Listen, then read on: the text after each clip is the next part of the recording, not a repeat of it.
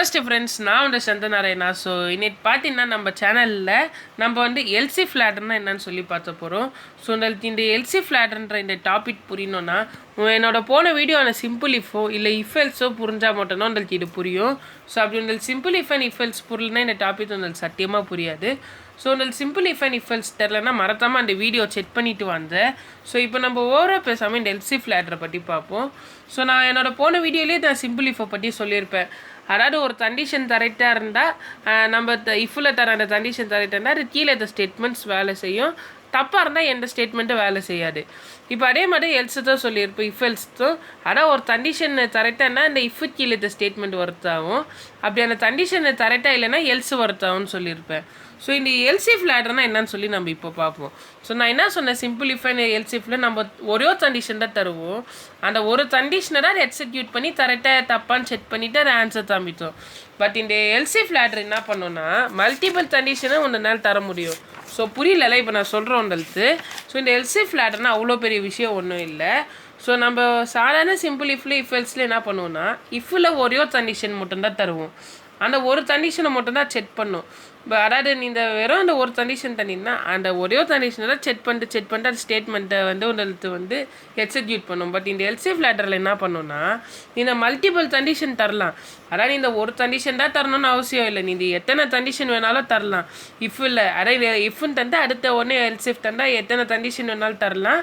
So அத்தனை கண்டிஷனும் pass ஆகலனா தான் இந்த டைம் எல்ஸு வேலை செய்யும். ஸோ எல்சியில் வந்து டிஃபால்ட் ஸ்டேட்மெண்ட் மாதிரி.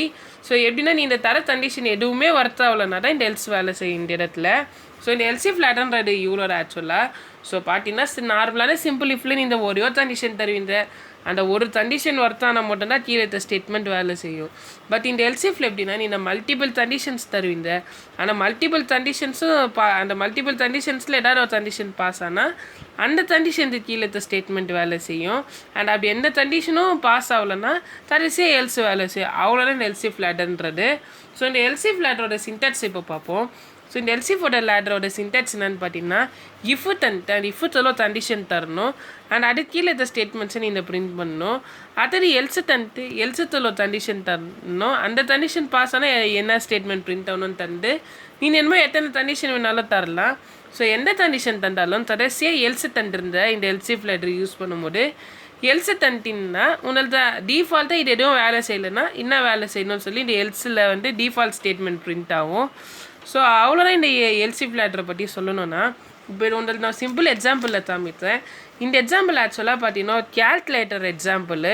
ஸோ வந்து இந்த கேல்குலேட்டர் எக்ஸாம்பிள் தான் இந்த எல்சி ஃப்ளாட்டருக்கு நான் யூஸ் பண்ணியிருக்கேன்.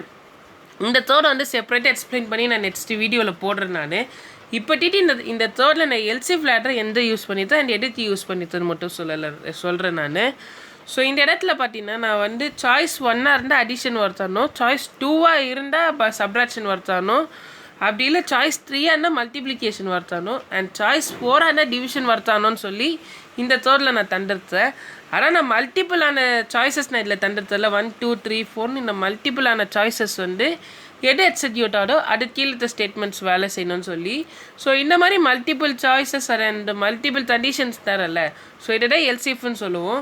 ஸோ இந்த தேர்டை பார்த்தீங்கன்னா கீழே நான் என் பிளாடில் தரேன். அந்த பிளாடில் போய் நீங்கள் இந்த தேர்டை பார்த்துக்கலாம் ஃபார் லேர்னிங் பர்பஸ் தான். ஸோ இந்த வீடியோவில் உங்களுக்கு எல்சி ஃப்ளாட்டர்னா என்னென்னு புரிஞ்சுதான் நினைக்கிறேன். புரிஞ்சுருந்தால் லைக் பண்ணுங்க, ஷேர் பண்ணுங்க, கமெண்ட் பண்ணுங்க. ஏதாவது டவுட்டுன்னா இன்ஸ்டாகிராமில் டிஎம் பண்ணுங்க. ஸோ இந்த வீடியோ அவ்வளோதான். பார்க்குற எல்லாத்துக்கும் நன்றி, வணக்கம்.